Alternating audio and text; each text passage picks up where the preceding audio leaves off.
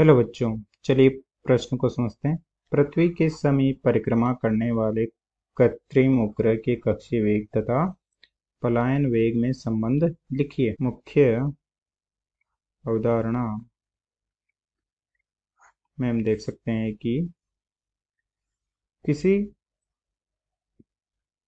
पृथ्वी के चारों ओर, जिसकी पृथ्वी की त्रिज्या RE है, पृथ्वी के चारों ओर माना कि h ऊंचाई पर कोई कृत्रिम उपग्रह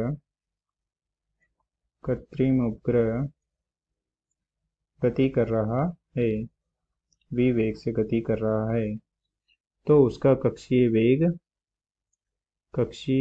वेग होता है v बराबर वर्गमूल GmE बटा RE प्लस h तथा जब किसी पलायन वेग जब किसी पिंड को सतह से इतना वेग दिया जाए कि वह पृथ्वी के गुरुत्वीय क्षेत्र को पार कर जाए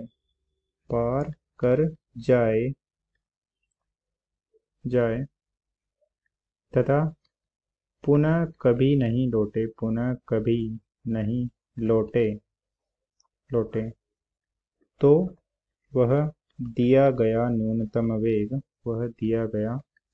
न्यूनतम वेग पलायन वेग कहलाता है,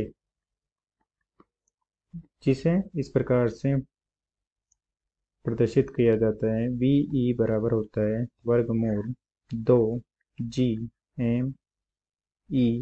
बटा RE, जो कि प्रदर्शित करता है कि पृष्ठ से पिंड को VE वेग देने पर वह गुरुत्वीय क्षेत्र को पार कर जाता है। अब चलिए प्रश्न को हल करते हैं। प्रश्न में दिया गया है कि हमें पृथ्वी के समीप परिक्रमा करने वाले कृत्रिम उपग्रह के कक्षीय वेग तथा पलायन वेग में संबंध बताना है। तो पलायन वेग तो हो गया VE बराबर वर्गमूल 2 GE तथा पृथ्वी के समीप कक्षीय वेग हो जाएगा पृथ्वी के समीप कक्षीय वेग समीप है, अर्थात h बराबर लगभग 0 होगा, तो इसे हम लिख सकते हैं कि v बराबर हो जाएगा वर्गमूल GmE बटा RE। यहाँ हम पुनः लिख देंगे, पलायन वेग VE बराबर हो जाएगा वर्गमूल 2 GmE बटा RE तथा समीप कक्षीय वेग V बराबर हो जाएगा वर्गमूल 2 GmE बटा RE। सॉरी, 2 नहीं आएगा,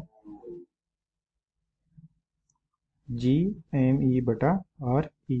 तो यहाँ से हम देख सकते हैं कि पलायन वेग बराबर हो जाएगा वर्गमूल 2 गुणा कक्षीय वेग। पलायन वेग बराबर वर्गमूल 2 गुणा कक्षीय वेग, या इसे हम इस प्रकार से कह सकते हैं कि पृथ्वी के समीप की कक्षा में गति कर रहे कृत्रिम उपग्रह को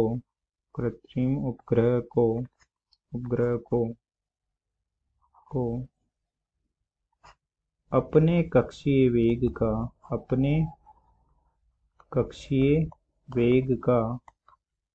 वेग का वर्गमूल 2 गुना वेग दिया जाए तो वह उपग्रह पृथ्वी के गुरुत्वीय क्षेत्र को पार कर जाएगा। इस प्रकार से हम पलायन वेग तथा कक्षीय वेग में संबंध समझ सकते हैं। आशा करते हैं आपको समझ में आया होगा। धन्यवाद।